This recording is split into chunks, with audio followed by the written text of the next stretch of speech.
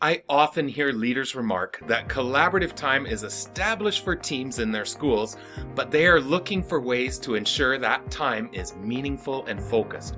Often, the first reaction is a perceived need to be consistently present to help provide leadership and support.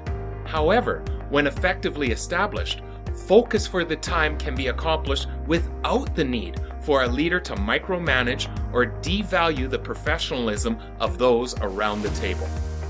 Join me for the online workshop, Creating Focus for Collaborative Planning Without Micromanaging Your Teams, part of our Supporting Collaborative Response series. This on-demand workshop, I will share why focus for collaborative planning is critical and how it can be accomplished without a leader needing to be consistently setting the agenda or needing to be consistently involved. Purchase the workshop and you'll also have the ability to replay all or any portion of the workshop as you wish. I will also be sharing numerous resources, templates, and samples to help support your team planning. Register today to learn more about this critical collaborative structure integral within a school's collaborative response.